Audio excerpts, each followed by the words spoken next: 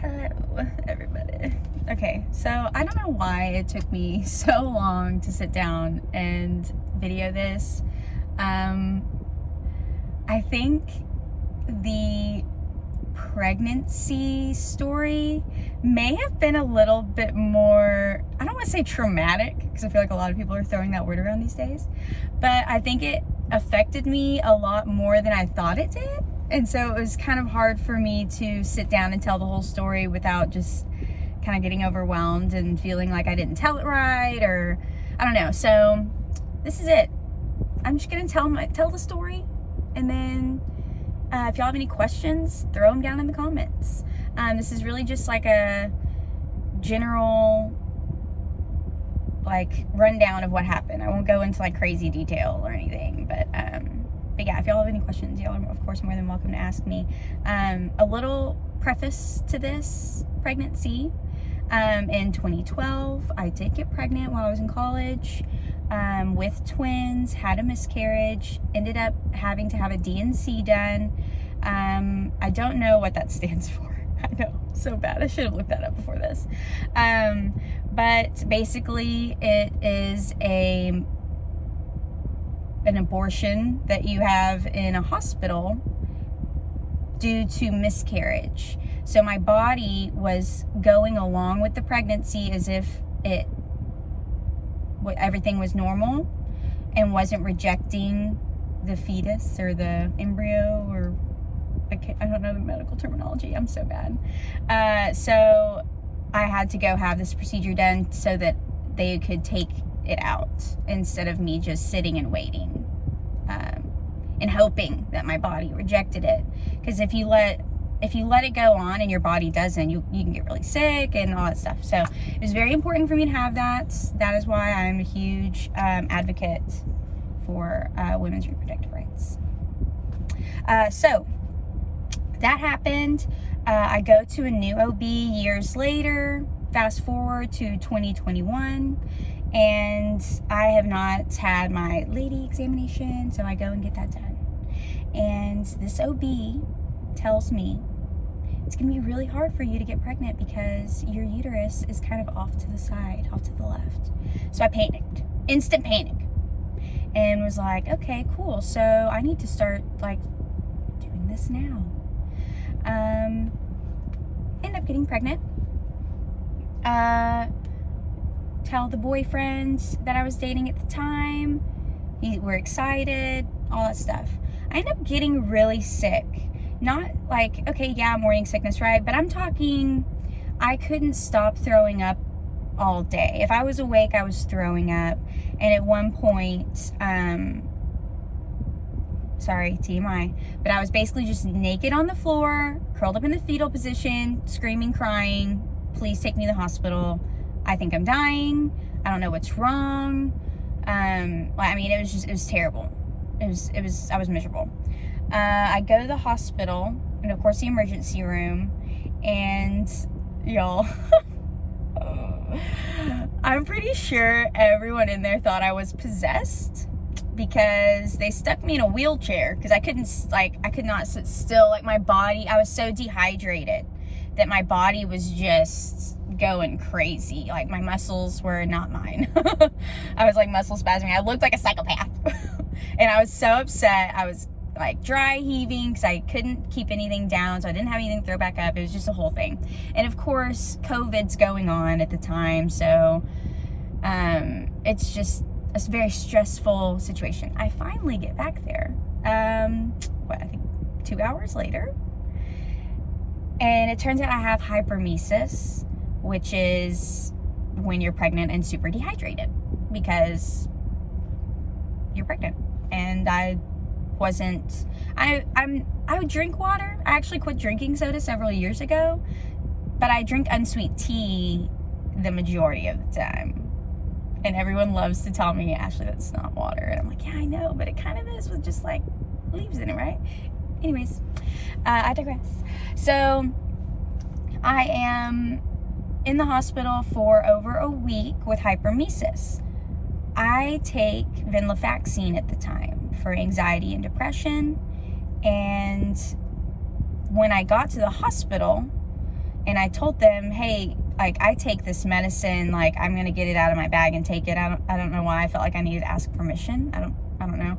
Well, honestly, kind of luckily I did, because they basically said, no, like, that's not a good medicine to take while you're pregnant. So we're going to need to do something. So just don't take it. But they didn't give me anything else. So I went that week, those 7 plus, I think 8 days, without any medication, cold turkey. And I started hallucinating. And I can tell that story in another video, but basically I started hallucinating. Everyone got really upset. My family's like, what is wrong with her? And then the doctors are like, we may need to put her in the psych ward for a couple days. And I looked at my family and was like, please don't let them take me. So yeah, it ends up, they switched me over to, oh my gosh, I have it. I'm the worst. I cannot believe I cannot remember the name. Sertraline HCl, which is a generic of something else, maybe Zoloft. Yeah, Zoloft, common brand Zoloft. So I ended up getting switched over, and it was way better for me in the long run. I still take that. I didn't go back to the vaccine. So yeah, that happens. Was in the hospital for a week, okay? Fast forward. That was like the first month and a half of pregnancy. The second month, which was like July, no, it was late July, early August, before school started. And I go back to the hospital because I was bleeding. I woke up with like bleeding that morning. Started freaking out. Went ahead and went to the emergency room. That honestly ended up being fine. It turns out that there was just some blood pooling, and it just needed to run its course and get out of my system or whatever. It had nothing to do with like the pregnancy, so everything was fine. Then I went to my OB with my mom, same OB that told me it was going to be really hard for me to get pregnant. My mom met her, wasn't a fan, so we switched to a recommended OB from a family member who's in the medical field.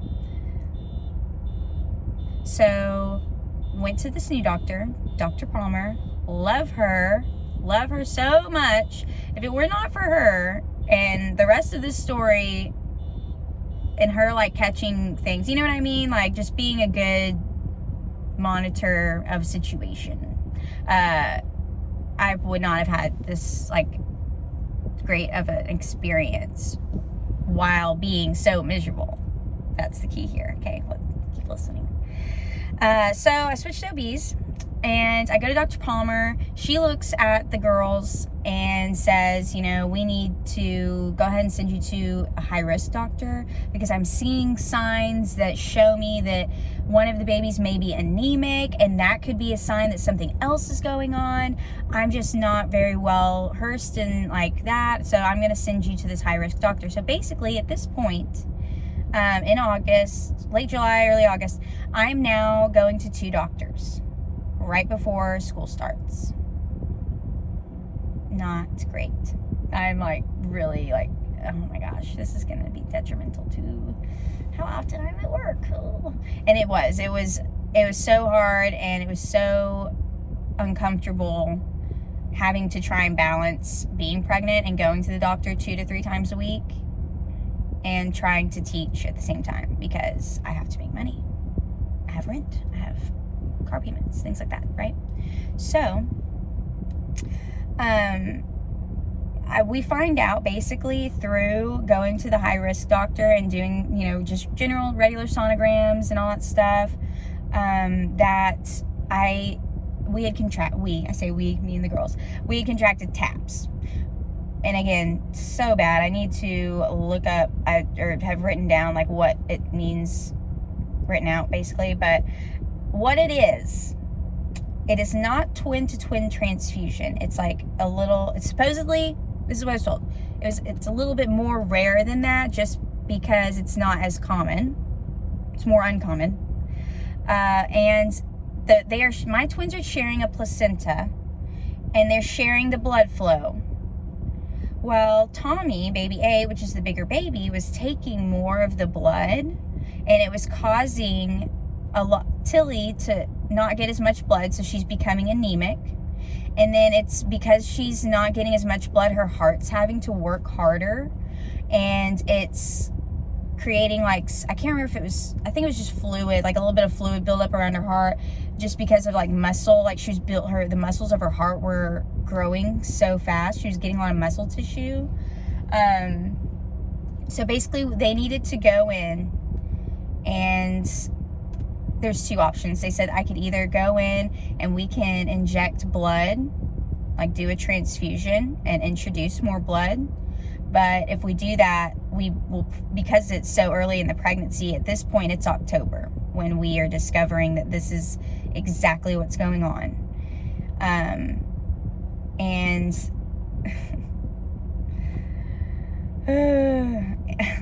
so they said if we do that, we're gonna have to do it several more times. And I was like, okay, well, that sounds terrible. I don't like needles. Obviously that's a fear that I had to get over with this pregnancy, but I just found out I was pregnant in June. It's October. It's still early in the pregnancy, and I'm freaking out. But then he's like, or we do surgery. And I'm thinking, what? It's like, while I'm pregnant, what does that entail? This doctor, Dr. Berg, who they sent me down to Children's Hermann Memorial in Houston. I loved them, loved that hospital. If I could have given birth there, I would have. But I drive down there, the same day that my high-risk doctor said, it's TAPS, we need to go ahead and send you to the professionals down there. So same day we drove to Houston, and the group in Houston saw me the same day. Like, it was really crazy. I was shocked. But anyways, so I see Dr. Berg. He draws it all out, explains the whole thing. We are going to go in through basically like off to the left side of my belly button and make just like tiny little incision. And then they're going to stick a camera down there, and we're going to basically burn the blood vessels that are connecting, so that way there's just blood vessels going to each one and not back and forth. So they went down the middle of that placenta and burned some of those blood vessels so that the blood flow would be normal. So this was like a long-term fix as opposed to the blood transfusion. So obviously we went with the long-term fix. It just needed to happen, all that stuff. Now, while we were in the consultation, I do want to go ahead and throw this out there for a lot of other people who, I guess, don't think that abortion is healthcare. However, he did, I don't want to say warn me, but he did tell me, if something happens during surgery and you or one of your children's lives are at stake, or one of them, doesn't make it through the surgery, somebody doesn't make it through the surgery, whatever. I say somebody, if one of them doesn't make it through the surgery, they basically can't do anything. They would have to send me somewhere else to have a procedure done to extract one of the twins. And that would have to happen because if Tilly didn't make it and remained there with Tommy while Tommy was still pushing blood through that placenta, it's going to send nutrients to Tilly even though she's not taking them. And that's just going to take away from Tommy, and it can cause problems for Tommy. So it was like a whole thing. But basically, luckily none of that happened, because and I know this is so bad, and you shouldn't think about the financial part of it, y'all. But of course, instantly, I'm like, oh my gosh, if that does happen, how am I even going to pay for a trip to the neighboring state? I think at the time was Colorado. And that whole procedure along with hotel stay and, just things like that. I was panicking. Like I said, luckily that didn't happen, so I didn't have to worry about it. So I have the surgery. Everything goes smoothly. The rest, everything's cool. It fixes the anemia issue, the blood flow. Tilly's starting to grow a little bit more, that type of thing. They're not the same size. My twins were the same size for maybe the first couple weeks, and then after that, I think that is how my new OB could tell very quickly, was the size difference there was a larger gap starting to grow, right? And then later on in November, and I remember this because this was around Thanksgiving and I was really upset, my high-risk OB, she would urine test me every time I went in. Every single appointment. Which honestly was fine because being pregnant, you gotta pee all the time. So I was always ready by the time I got there. So I pee just normal, like we had maybe 2 good, just normal, everything looks good, you know, appointments, right? Then this one, I get there and then she comes in and she says, hey, so looking at your urine, your sugars are like still really, really high. So let's do a blood test really quick. So she tests my blood, y'all. And it was 330. Yeah, my mom and my doctor were like, what is wrong with you? How are you like not, you know, how are you not passed out right now or whatever? So basically they admitted me to the hospital. We did an insulin drip. It was a good time, especially since I love needles. So go through that. I learned how to be a diabetic because now I have gestational diabetes because the hyperemesis and the taps and all that wasn't fun enough, right? So now I'm gestational diabetic. I was in the hospital, I think, for 5 or 6 days this time. And then, like I said, I was so upset because it was about to be Thanksgiving, and I told my mom when that doctor walked out, I was like, I'm gonna eat what I want to eat at Thanksgiving. Luckily, I do, on a side note, one more time, sorry, I'm really bad about this, terrible storyteller. I did end up finding a sugar-free baker that like bakes diabetic sweets. So, and they were good. So, definitely Google that if you end up with gestational diabetes and still need your sweets fixed. There's someone in your community that will do it. Because being a diabetic is like total club vibes. Anyways, so I go back home, y'all, and I am testing my blood sugar 6 times a day, stabbing myself, I think 3 to 4 times a day with short-term and long-term insulin. Oh, it was terrible. I hated it. It was just annoying. I got over the needle part really quickly, but it was just annoying. It was miserable. So, go through that. Go through a couple more. I say a couple more. That was in November. And then I get to December. And my feet and legs had been swelling quite a bit, but my doctor just kept saying, oh, it's just part of pregnancy, it's just part of pregnancy. And I'm like, yeah, but like, I don't think you understand. I kind of wish, maybe I will go back through my phone and try and find pictures, because surely I took pictures, y'all. I didn't have ankles. And I don't mean like, oh, they were swollen. No, my ankles, if you know me personally, you know I got calves. And my ankles were the size of my calves, y'all. It was insane. I mean, my knees were swollen, my thighs. I mean, my whole body was just blowing up. Anyways, go back to the high-risk doctor. They end up saying my blood sugar was still high, but then my blood pressure was a little elevated. So they decided, you know what? We need to do a protein check. So I'm basically having to collect my urine for 24 hours and put it in the fridge. But they had said, you can either do it from home or you can do it in the hospital, right? I knew better. I know myself. I know that I will mess it up if I do it at home by myself. So I decided to just go back to the hospital because it's just freaking easier, okay? It just is. And if something goes wrong, I'm there. And honestly, I'm looking around as if there's anyone that can hear me but you guys. I had been begging my doctor, like, hey, so I'm ready when y'all are. If you guys want to, do a C-section or whatever, like, I'm ready. I know it's early. I know it's 32 weeks, but you, whenever you want, girlfriend, I'm ready. So I'm there. I'm ready. So yeah, I said I would rather just go to the hospital. Like I said, if this is preeclampsia, I'm already there and y'all can take care of it. Just do what we need to do.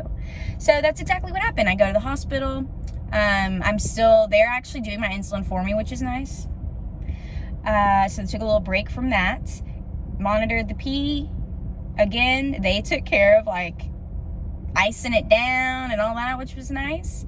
And it turns out that my protein levels were high enough that they decided that I did have preeclampsia. Add that to my list of pregnancy things. And I was there again for 5 days, and then by that, or maybe it was 4 days, 4 or 5 days. By the time it was Thursday, and my doctor said, I'm going out of town like later. I asked if we could just go ahead and deliver, and they said no, like, if you're good, why wait? Literally, y'all, she goes out of town at, I think she told me she was like leaving at like 10 or 11. At 12 o'clock that afternoon, they come in on December 30th. They come in and they do a heart monitor on the girls, which if you have ever been lucky enough to do the heart monitor, it's these little circular, they look like a little Amazon home. That's actually what it looked like. Maybe it's a little bit flatter than that, but anyways, just these little circles with cords that they strap down. They put one on top of one twin to catch their heartbeat, and they put the other one on the other twin, catch that heartbeat, and then a third one for the contractions. So I look like crazy with all these things. Well, Tilly's heart rate was being weird. Like, I guess getting high. So they said, why risk it? Let's go ahead and deliver. Literally right after my doctor had asked if we could, they said no, and she goes out of town. So I had to have somebody else deliver me. Somebody from her office, very nice. I had a C-section. I did do the epidural, obviously all that stuff. I also got my tubes tied because this was a lot. And I told you before, in 2012, I had gotten pregnant with twins before, so I was very nervous in my head thinking, if I ever get pregnant again, the odds of me having multiples are too great for me to risk. Cannot risk it, y'all. That, and pregnancy obviously does not suit my body. It just doesn't. It didn't the first time, and it like, I'm very thankful for my girls. I love them so much, and I would go through all that again. But if I don't have to, and I have what I got my girls, I'm good. Like, we're good. We're okay. And of course, a lot of people have joked saying things like, oh, it's kind of like 2 for 1, ha ha ha, like you're only paying for one pregnancy. With the amount of times I was in the hospital and all the high risk appointments and, you know, all that stuff, boy, I paid for both them girls. Yeah. So yeah, that's our story. They went to the NICU for, Tommy was there for Tommy was only there for 2 weeks. Tilly was there for 3.5. They were only there for feeding and growing. They did not need the CPAP after they got to the NICU. They took it out and they didn't need it, so they were breathing totally fine on their own. I don't think I mentioned, Tommy came out at 4 pounds and 5 ounces. Tilly came out at 2 pounds, 13 ounces. So Tilly was smaller. The NICU at the hospital, I delivered at Baylor Fort Worth. That NICU at the time was full. So they had to send them to Baylor Grapevine. Now, some of y'all are probably like, why didn't they go to Cook's or one of the other ones? They were full too. All of them were full. They had a lot of COVID and RSV situations going on. So yeah, there's that. But yeah, we got home. Everything's been great. And I cannot wait to share videos and photos and things like that of them. They're the happiest little babies. They're just so happy to be here. They just hang out. I take them everywhere, and they're just so smiley and sweet. Like, I don't know what I did to deserve this, because I just love them so much. Like, it's just like crazy. I know, it's like, you're like, okay, Ashley, calm down. But it really is. Like, I hope I do a good enough job with this profile that y'all see that about them. Like, that they're just the sweetest little girls. Now, don't get me wrong, they fuss. But usually the only time they fuss is when I'm not moving fast enough on the food front. So there's that. Or when Tommy tries to eat her sister. Tilly doesn't like that. That's our new thing right now. I'll share those pictures too. A couple things in the works as far as like what I'm doing to start out. I'm obviously going to have to do a fun little video with the girls in it. I just needed to kind of do this video by myself to get it out. Because it's just a lot of information. Like I said, if y'all have any questions about that whole journey, by all means, ask them. I'm an open book. I'm not self-conscious about it. It is what it is. It's all the things that happen to me happen to thousands of other women all the time. So yeah, if I can help anybody, I would love to. But a couple things that I have going are an Amazon wish list. Not for me, just a Baby Registry 101. Things that if you don't have them, you need to add them. There are a couple other like luxury items on there, things like AirPods, stuff like that. So if you know a girl that's like soon to be mother that doesn't like have AirPods or some type of wireless headset that connects to your phone and will like verbally dictate your stuff to you, girl, and get them some. Anyways, that's a little teaser for later. Yeah. Like I said, drop any questions down below in the comments. I hope y'all enjoyed this story. Sorry it took me so long. Holy smokes, 26 minutes. Ah!